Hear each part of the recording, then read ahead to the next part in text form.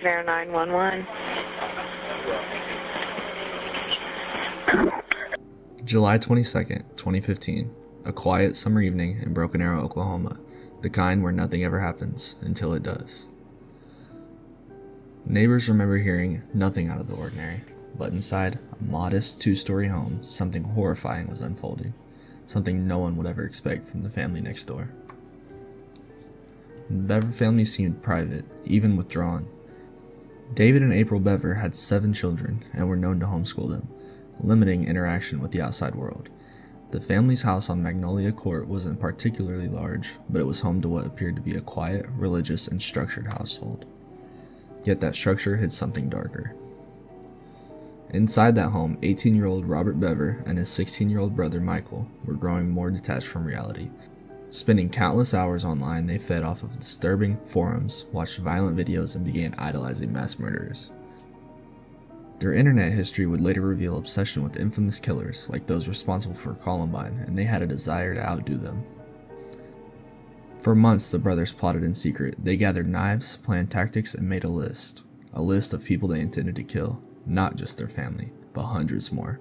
Robert fantasized about becoming famous, about becoming one of the most notorious murderers in American history. They weren't just planning a murder, they were planning a massacre, and it was set to begin at home. Now back to July 22nd. That evening, Robert and Michael lured their younger siblings into separate rooms. One by one, they began the attacks. 5 family members were brutally stabbed to death. David and April Bever and 3 of their children, Daniel, Christopher, and Victoria, who was just 5 years old. But not everyone in that house died that night. Crystal Bever, who was only 12 years old, was stabbed multiple times, but she survived, and in an incredible act of bravery managed to flee the house and call 911. Her call was whispered, desperate, and soaked in terror. Clear 911. Broken Arrow 911. Hello? Hello. Hi, where are you at? Broken Arrow, Oklahoma 7411. What address? 709 Magnolia Court. Okay. Are you the only one there? No, my brother's attacking my family. Your dad is attacking your family? No, my brother. He has an idea stealing me. Oh, millions of people died. Okay, who's attacking your family? What? Who's attacking your family? Yes. Who is it? Do they have... I'll call them.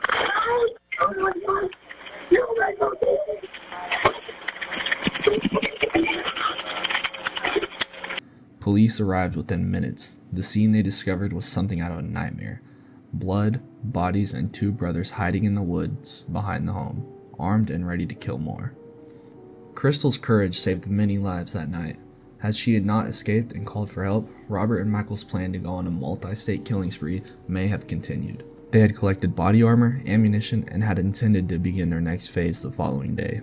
Crystal's actions caused her not only to survive the unimaginable, but she also prevented a tragedy on a much larger scale.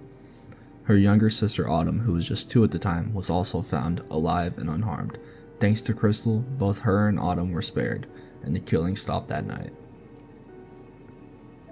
If you've made it this far into the video, thank you for watching. If you find these deep dives into true crime and internet mysteries compelling, consider hitting that like button, subscribing for more, and leaving a comment about what story you'd like to see next. Your support helps us keep uncovering the darkest corners of the internet. Now back to Robert and Michael. They were arrested very quickly.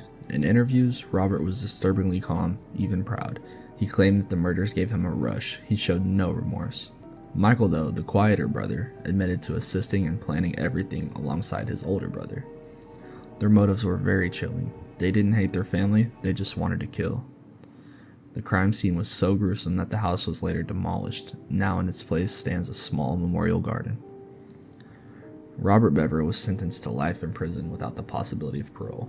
Michael Bever, despite his age, was tried as an adult. He also received life without parole. The brothers were separated and sent to different prisons.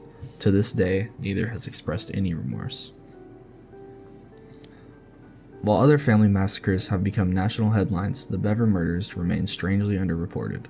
Perhaps it's because the brothers were so young, or maybe it's because the thought of children turning on their family in such a calculated, cold-blooded way is too disturbing to comprehend. But this wasn't just a case of murder. It was a prelude to something far worse. If Crystal hadn't acted, and police didn't arrive so quickly, we might be telling the story of a killing spree spanning cities, maybe even states.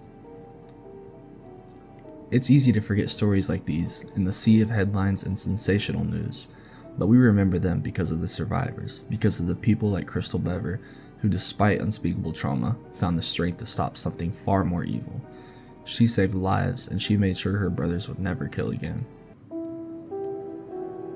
Thank you all for watching. If you found this case as chilling as we did, consider subscribing for more stories of disturbing internet mysteries and real-life horrors.